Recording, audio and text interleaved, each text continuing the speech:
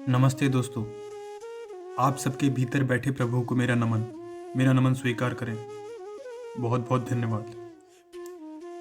दोस्तों, आज की वीडियो का टॉपिक है कि सिर्फ हस्तमैथुन न करना ब्रह्मचर्य नहीं है। बिल्कुल सही सुना आपने।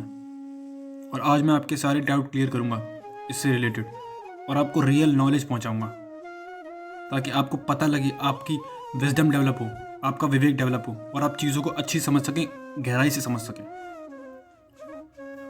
मैंने कहा सिर्फ हस्तमैथुन करना ब्रह्मचर्य नहीं है।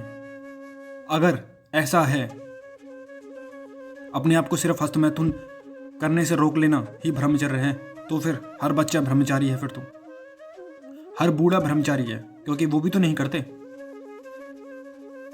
सीधी सी बात है, आप भी जानते हैं। एक बूढ़ा एक टाइम पे आके ना तो वो हस्तमैथुन करता है, ना सेक्स में उसकी इच्छा रह जाती है।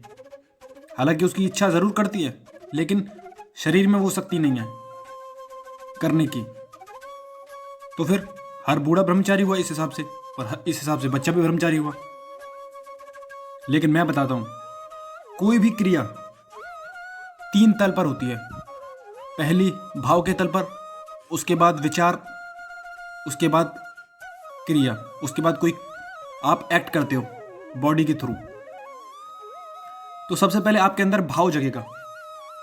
भाव मतलब एक अंदर से ही भाव जगेगा कि मुझे ये करना है, इसमें मुझे मज़ा आने वाला है, इसमें मुझे सुख मिलने वाला है, इसमें मुझे शांति मिलने वाली है।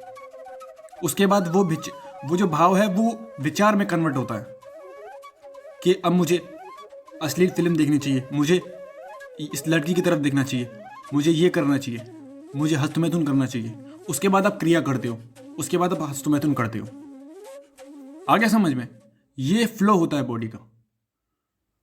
इसीलिए तो हमें बोला जाता है कि अगर आपको अपने कर्म को काटना है तो अब आप भाव बिल्कुल ही अपने माइंड को शांत कर लो, बिल्कुल ही शून्य हो जाओ। जैसे कि भगवान बुद्ध ने किया और सभी ने किया, ध्यान के जरिए किया कि अगर आपको कर्म बंधन को काटना है तो आपको अब कोई भी भाव नहीं रखना किसी भी चीज के प्रति। बस उसे जाग के देखना है। बस उससे मतलब उसमें लिप्त नहीं हो जाना, उससे अलग हटके खड़े होके देखना है आपको।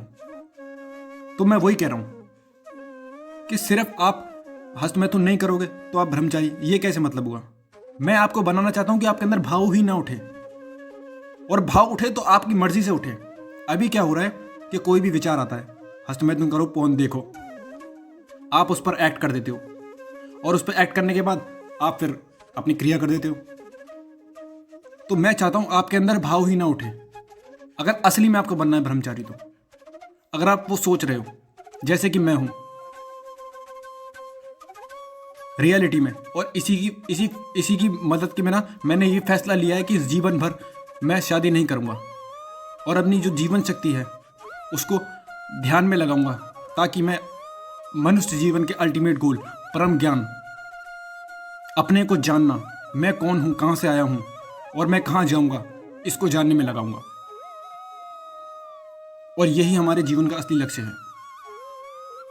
तो सिर्फ आपको हस्तमैथुन ना करना ब्रह्मचर्य नहीं है, आपको अपने विचार भी हटाने होंगे, अपना भाव भी हटाना होगा, तीनों लेवल पे एम्प्टी होना होगा। उसके बाद ही आप असली अखंड ब्रह्मचारी कहलाएंगे।